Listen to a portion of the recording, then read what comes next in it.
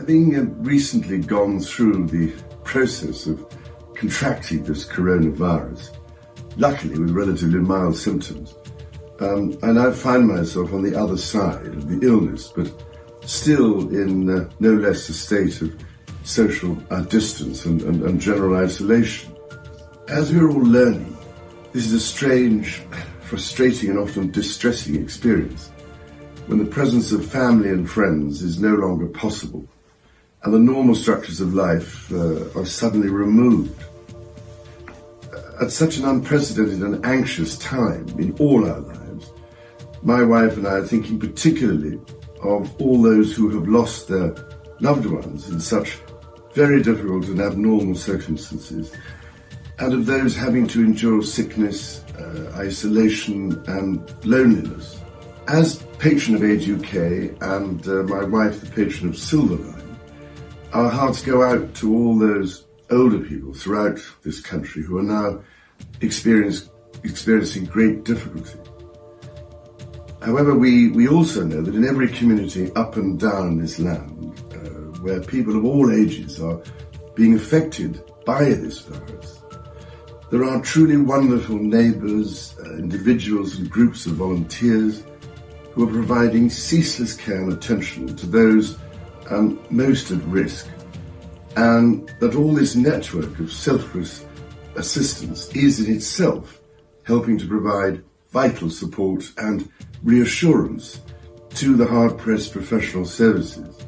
And at a time when doctors, nurses and all the vital ancillary staff that form the backbone of our remarkable NHS are increasingly under such enormous strain and risk as they battle heroically to save lives in intensive care centres and to contain, as much as possible, the spread of this virus, our thoughts and prayers are very much with those marvellous people whose extraordinary skills and utter selfless devotion to duty and the care of their patients make us so very proud.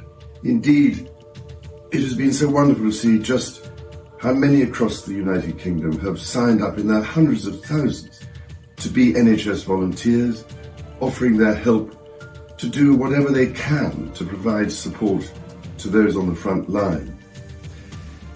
It is clearly essential, therefore, that such key people are treated with special consideration when coming off their exhausting duties and trying to do their shopping, for instance, while having to contend with constant anxiety about their own families and friends. In this regard, we also think of all those many shop workers who are toiling as hard as they can throughout each and every night to keep supermarket shelves stocked, a further emergency service on which we are all relying. As a nation, we are faced by a profoundly challenging situation, which we are only too aware threatens the livelihoods, businesses and welfare of millions of our fellow citizens. None of us can say when this will end, but end it will. Until it does, let us try and live with hope and, with faith in ourselves and each other, look forward to better times to come.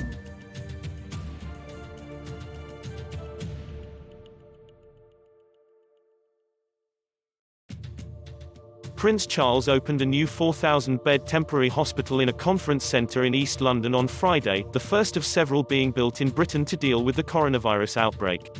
The new state-run National Health Service (NHS) hospital is named after the trailblazing 19th-century nurse Florence Nightingale and has been built in just 9 days.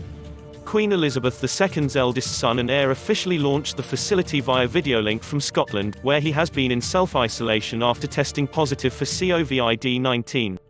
He paid tribute to everyone involved, calling it, quite frankly, incredible to have transformed the giant Excel Centre into a critical care facility in such a short space of time. I was one of the lucky ones to have COVID-19 relatively mildly, he said. But for some, it will be a much harder journey. I am therefore so relieved that everyone can now have the reassurance that they will receive all the necessary technical care they may need, and every chance to return to a normal life. With Nightingale often named the Lady of the Lamp and seen as one of the founders of modern nursing, he said the name was appropriate. In this dark time, this place will be a shining light, the Prince said, but added that he hoped it would not required for long. NHS Nightingale London will initially take 500 people in the coming days, said Health Secretary Matt Hancock, who has also tested positive for COVID-19. It will take intensive care patients with COVID-19 from other London hospitals, which have seen the most number of cases across Britain. The size of 10 district general hospitals, the new facility has more than 80 wards, each containing 42 beds, and when fully operational will require more than 16,000 staff to run. Hancock praised the NHS, a taxpayer-funded service free at the point of use, which has been struggling in recent years as a result of public spending cuts. In these troubled times, with this invisible killer stalking the whole world, the fact that in this country we have the NHS is even more valuable than before, he said. Temporary hospitals are also being built in exhibition centres in the cities of Birmingham and Manchester, with capacity of up to 3,000 beds between them. A third is under construction in Glasgow and plans are also in place to build 2 more in Bristol, in Western England, and the northern city of Harrogate offering 1,500 beds. NHS England Chief Executive Simon Stevens said he hoped the extra 2 sites would not be needed. That will partly depend on continuing public support for measures to reduce growth in the infection rate by staying at home to save lives, he said in a statement. Britons have been told to stay at home wherever possible and non-essential shops and services have been shut since March 23, as part of a nationwide lockdown designed to stem the spread of coronavirus. However, health officials say the measures will take time to have an effect and the death toll continues to mount rapidly, reaching 2,921 on Wednesday. Thank you for watching. Please don't forget to like and subscribe to my channel and please click on the bell so you'll be updated on my next video. Thank you. WeCare for UPH. Your health comes first.